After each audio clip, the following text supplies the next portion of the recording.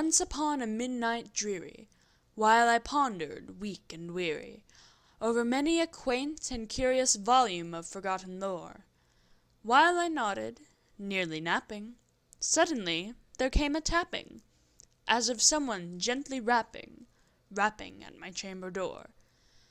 "'Tis some visitor," I muttered, "tapping at my chamber door.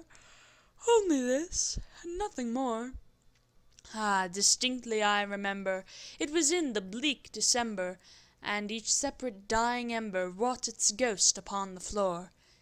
Eagerly I wished the morrow, vainly I had sought to borrow from my books surcease of sorrow, sorrow for the lost Lenore, for the rare and radiant maiden whom the angels named Lenore, nameless here forevermore. And the silken, sad, uncertain rustling of each purple curtain thrilled me, filled me with fantastic terrors never felt before, so that now, to still the beating of my heart, I stood repeating, "'Tis some visitor entreating entrance at my chamber door, some late visitor entreating entrance at my chamber door.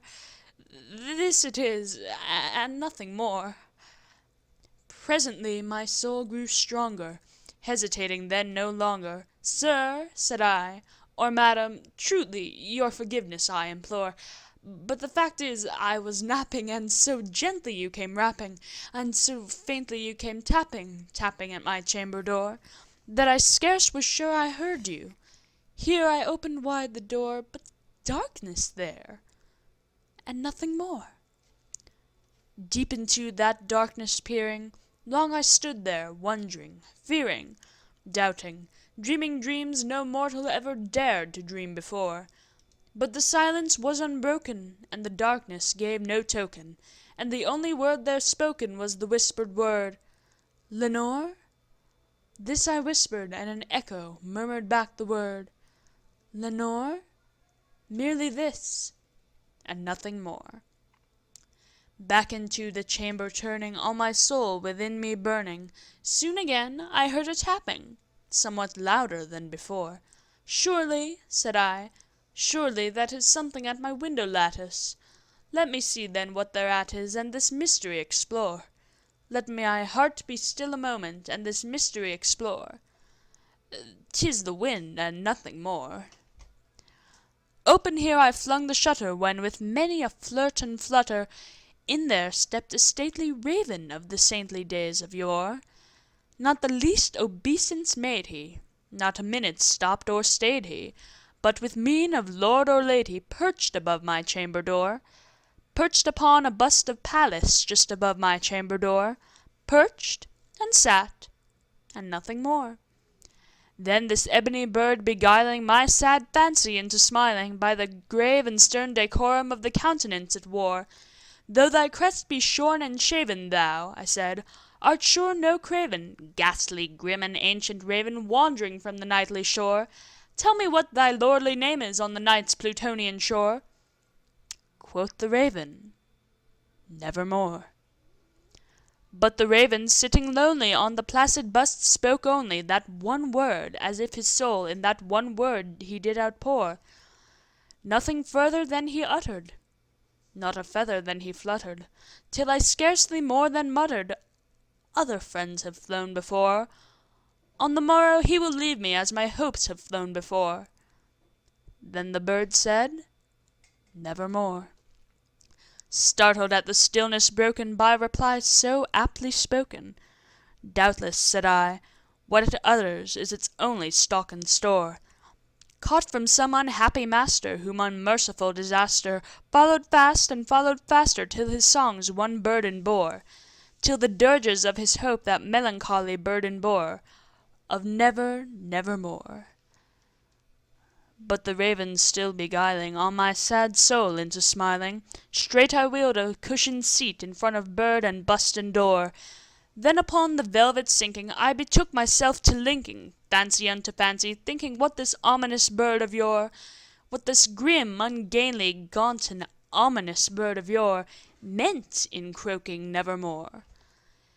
This I sat engaged in guessing, but no syllable expressing, to the fowl whose fiery eyes now burned into my bosom's core. This and more I sat divining, with my head at ease reclining, on the cushion's velvet lining that the lamplight gloated o'er, but whose velvet violet lining, with the lamplight gloating o'er, she shall press, nevermore.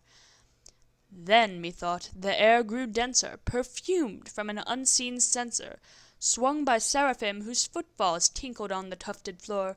"Wretch," I cried, "thy God hath lent thee, by these angels he hath sent thee, respite and nepenthe from thy memories of Lenore. Quaff, oh quaff this kind nepenthe, and forget this lost Lenore." Quoth the raven, "Nevermore." "Prophet," said I, "thing of evil, prophet still, if bird or devil, whether tempter sent, or whether tempest tossed thee here ashore, desolate yet all undaunted, on this desert land enchanted, on this home by horror haunted, tell me truly, I implore, is there balm in Gilead? Tell me, I implore." Quoth the raven, "Nevermore." "Prophet," said I, "thing of evil, prophet still, if bird or devil, by the heaven that bends above us, by that God we both adore, tell this soul with sorrow laden, if within the distant Aidenn it shall clasp a sainted maiden, whom the angels named Lenore, clasp a rare and radiant maiden, whom the angels named Lenore." Quoth the raven, "Nevermore." "Be that word our sign of parting, bird or fiend," I shrieked upstarting. "Get thee back into the tempest and the night's Plutonian shore. Leave no black plume as a token of that lie thy soul hath spoken. Leave my loneliness unbroken. Quit the bust above my door. Take thy beak from out my heart, and take thy form from off my door." Quoth the raven, "Nevermore." And the raven, never flitting, still is sitting,